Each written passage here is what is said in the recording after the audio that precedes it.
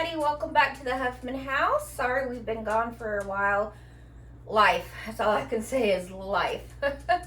Anyways, it's a rainy, cold, yuck day outside, and I'm just gonna go over some of the stuff that we have recorded for you guys. We just haven't gotten it out. While I am talking with you guys, I am actually getting ready to can some turkey broth, and then I'm gonna do some chicken broth also because we had the chicken carcasses in there. So we're gonna rewind. Well, let's see. We're not gonna rewind.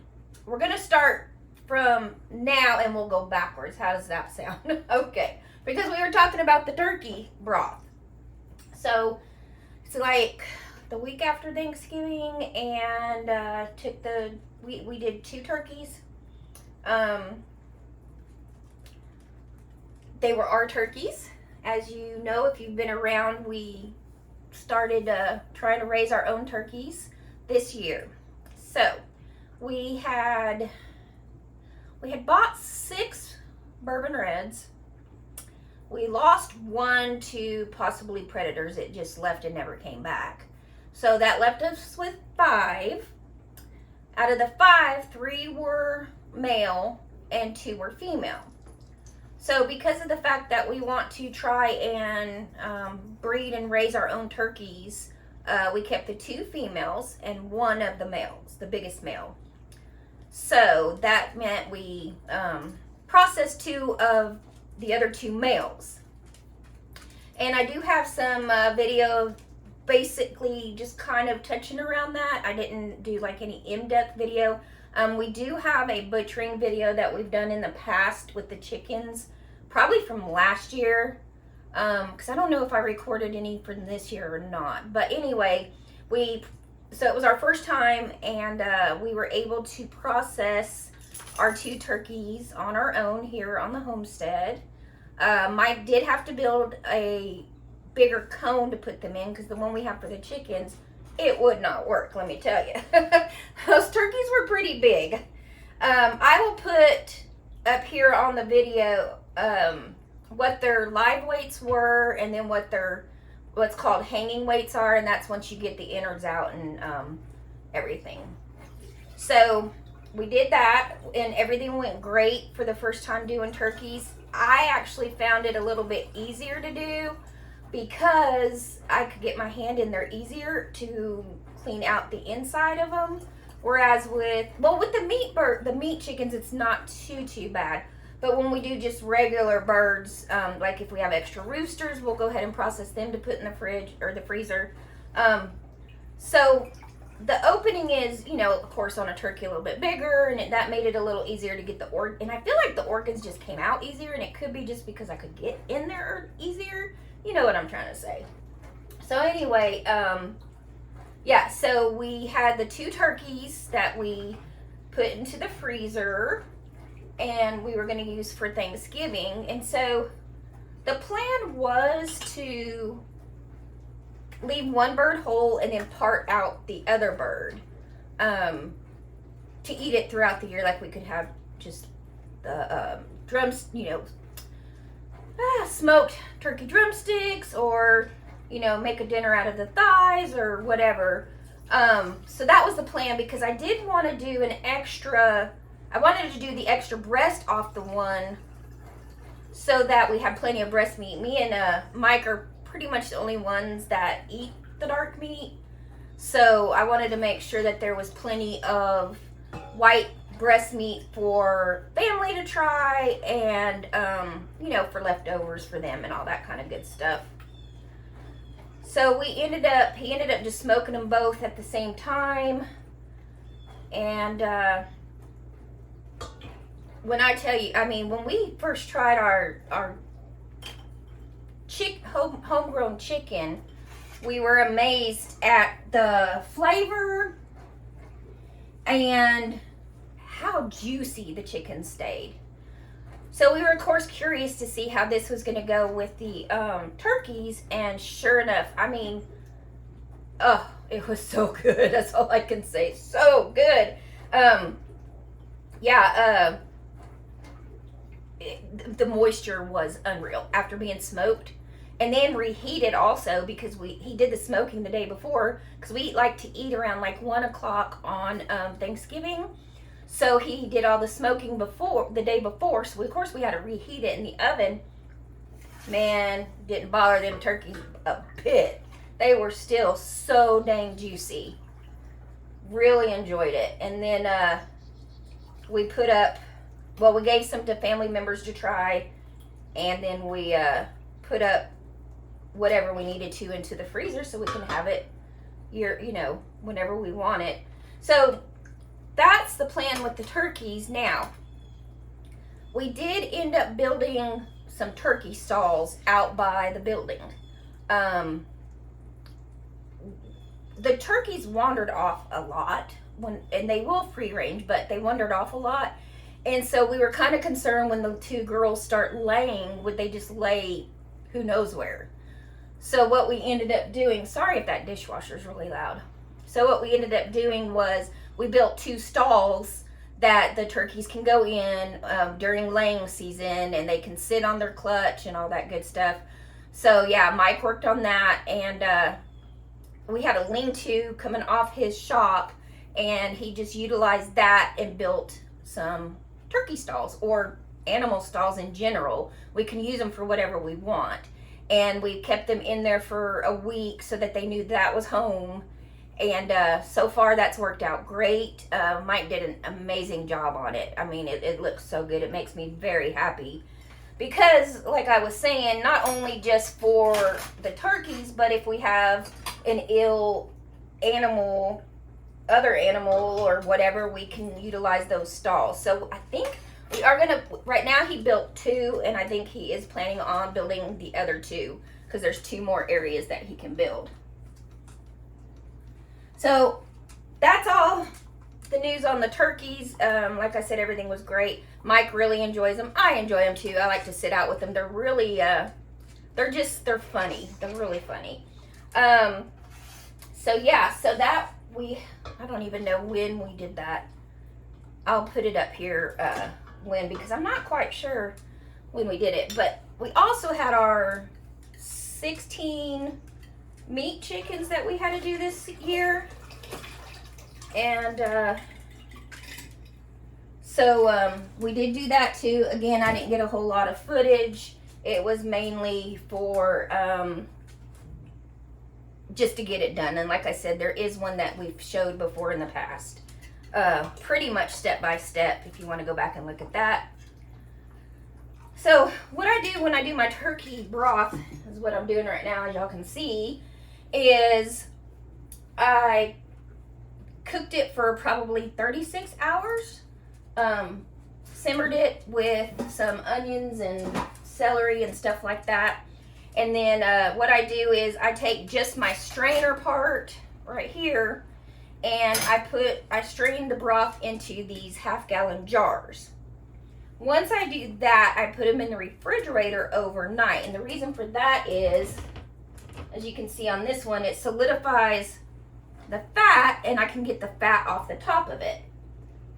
Some people do that. Some people just can it with the fat cap or whatever. My personal choice is just to go ahead and get most of the fat off of it. Okay, so then once I get the fat off of it, it goes into a pot to heat back up, and then that's when I do my second straining on it, and I do it with a cheesecloth.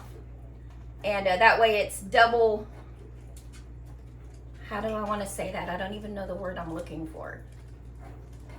Anyways, it's been filtered again. Let's just leave it at that. So what I did also was, while I was already using these to do the turkey, when we did process our chickens, we had 5 carcasses that we had frozen in the freezer. So we kept so many whole, and then we parted out so many of them. And I can't remember exactly what the numbers are. If I can find it, I'll put it up here. I'm not quite sure. But I want to say maybe there was 6 carcasses here. I don't know. So it was too much. I tried doing it in just this, and they just wouldn't all fit. So then I did have to break out the crock pot to do the rest. So this has been going since yesterday. So once I get this stuff ready to can, I'll move this over to the sink area and I'll do my first filtering, or whatever the word is, on the chicken stock. So my only thing, I just got to make sure I'm keeping straight what's where, which is always a lot of fun. So okay, so we built the what did I say? Oh, we built the turkeys. Yes. What else has happened? We have had some trees come down with some of the weather that we had. We've actually had some winds over the past couple of months that we don't normally have that much wind here, but for some reason we have been. So we've got some trees down, which helped out because we were able to use it to start getting firewood. And as per normal, we did not get firewood put up for this winter, so we did have to go out and buy it. Mike went ahead and borrowed his brother's dump trailer and went and got us some wood, and so we got out there and got it all stacked up and put up, and we're able to use it. And the ones that are down around the property, we had 2 come down on our property fence. No, 3 on our property fence. So he got those cut off the fence, and we're going to start getting that split to put up for next year. So hopefully next year, however you want to say it, we're ahead of the game and not have to buy firewood. That's the plan. Because I really, really love my wood stove. I enjoy it so much. So,